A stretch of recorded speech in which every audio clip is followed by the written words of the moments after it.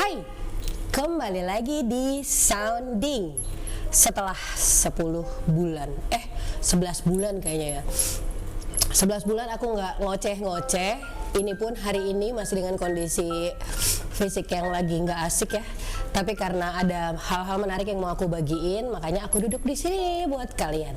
Oke, malam ini kita mau membahas mengenai sebuah fenomena yang belakangan lagi banyak terjadi, baik di kehidupan nyata maupun di kehidupan sosial media.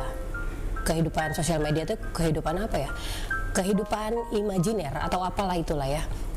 Yaitu sebuah perilaku narsistik. Ya. Aku mau mengingatkan bahwa di sini saya bukan seorang psikolog.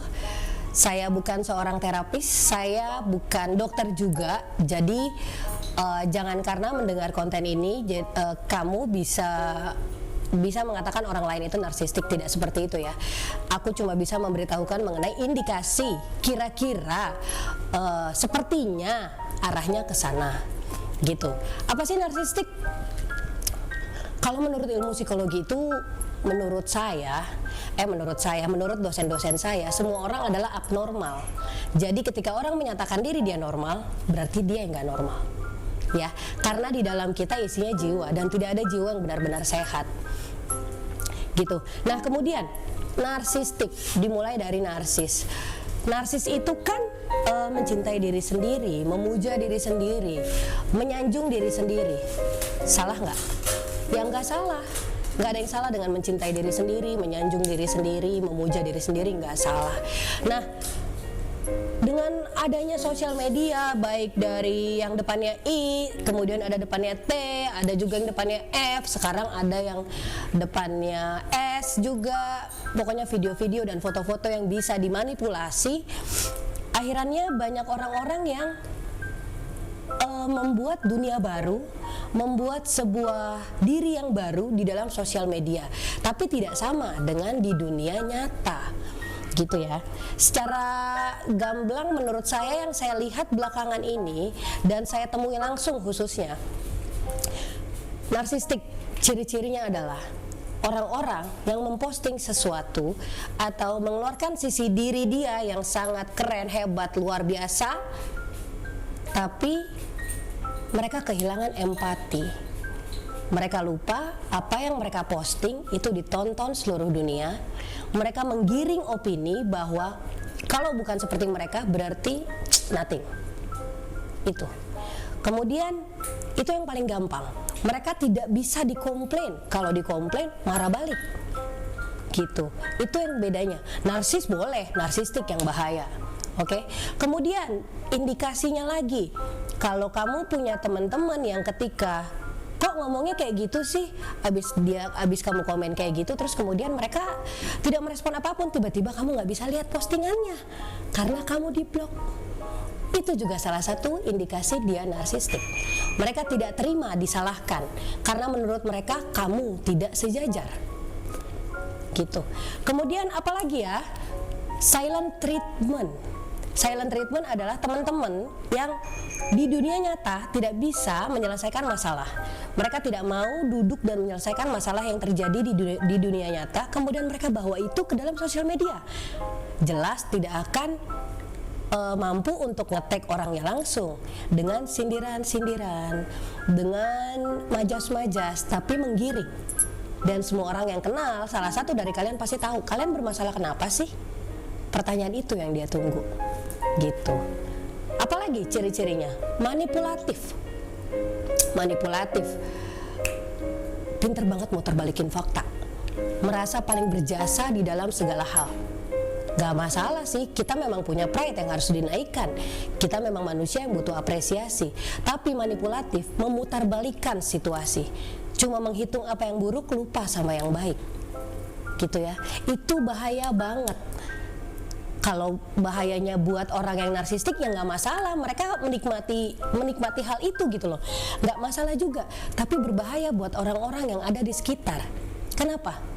Orang-orang yang ada di sekitar mereka akan kehabisan energi. orang-orang yang ada di sekitar mereka akan sibuk mencoba mencari tahu kenapa sih dia berubah, kenapa sih orang ini jadi begini, emang yang dia posting pasti benar ya, emang gua segitu banget ya, gitu. Jadi kadang-kadang kita ini meletakkan diri kita di sebuah situasi yang menurut kita masih bisa kita ubah, padahal tidak ada siapapun yang bisa merubah orang lain selain diri mereka sendiri, gitu. Kembali ke konten-konten sebelumnya, sebelum kita mau merubah orang lain, rubahlah diri sendiri dulu. Setelah berhasil merubah diri sendiri, rubahlah keluargamu. Setelah dengan keluargamu, rubahlah lingkaran terkecilmu. Setelah lingkaran terkecilmu, baru punya mimpi ngerubah dunia. Ya, jangan dibalik.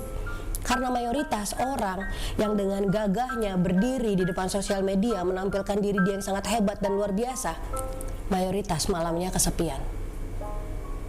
Gitu. Kenapa sih Mbak bisa ada yang namanya narsistik? Berasal dari mana?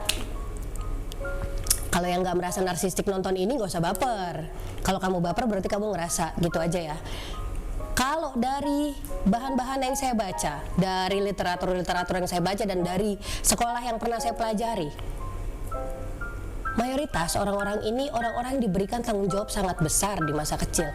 Bisa jadi anak satu-satunya, bisa jadi anak pertama, gitu. Jadi memang harus unggul, harus hebat, harus kuat, harus lebih keren dari semua dunia, gitu. Kebawalah sampai sekarang. Kemudian insecure yang sangat tinggi. Insecure yang sangat tinggi kadang-kadang membuat orang mau mati depresi. Tapi kadang-kadang kita punya yang namanya self defense. Self defense itu adalah sebuah metode kita buat mempertahankan diri kita. Salah satunya adalah marah. Nah, konteks marah orang beda-beda. Ada orang-orang yang marah dengan marah langsung ke mukanya. Ada orang-orang yang marah tapi menyelubungkan diri dia dengan sebuah diri yang baru, gitu. Nah, lucunya narsistik ini bukan aku bilang gak bisa sembuh. Enggak ada penyakit yang gak bisa sembuh. Permasalahannya mereka gak tahu mereka sakit. Mereka tidak tahu mereka bermasalah.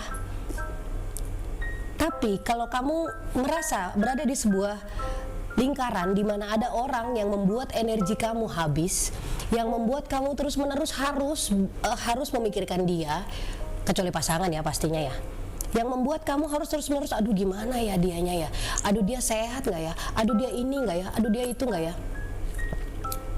Sekali lagi saya ingetin, narsistik tidak berbahaya mungkin buat diri mereka karena ya mereka punya kendali penuh atas diri mereka kan, tapi narsistik berbahaya buat orang-orang yang ada di sekitarnya, gitu ya teman-teman ya. Jadi benar, semua agama ngajarin kita cintailah semua manusia. Benar juga ketika dibilang berbuat baiklah kepada semuanya tanpa batas, tanpa syarat. Benar. Tapi ingat, manusia punya batas waktu dan batas energi. Kita cuma punya waktu 1 kali 24 jam dalam satu hari. Belum tentu abis tidur kita bangun lagi. Apa mau 24 jam yang itu kita habiskan untuk orang yang bahkan tidak mengerti gitu bagaimana kita berpikir tentang dia. Mulai belajar lagi memasang pagar untuk orang-orang yang penting. Ya, karena ketika kamu terfokus sama hal-hal yang seperti ini, mau nggak mau itu ngikut ke dalam kehidupan nyata kamu. Akhirannya kamu mengabaikan banyak hal yang harusnya kamu jaga. Kamu menelantarkan banyak hal yang harusnya kamu urus. Kamu akan sibuk terpaku sama masalah orang ini terus menerus menjaga dia supaya tidak jatuh. Sooner or later mereka orang pertama yang ngedorong kamu sampai jatuh. Ya teman-teman ya. Jadi biarkan saja mereka dengan diri mereka, biarkan saja mereka dengan hal-hal yang mereka mau, biarkan saja mereka dengan hal-hal yang mereka tampilkan, tapi jaga diri kamu sendiri. Karena kita tidak perlu merubah siapapun, gak perlu. Yang kita perlu rubah cuma penerimaan kita.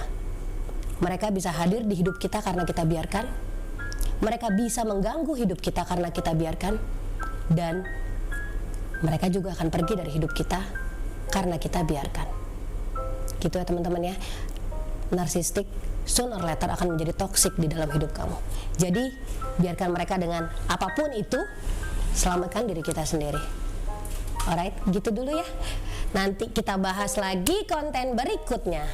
Alright, terima kasih sudah duduk manis.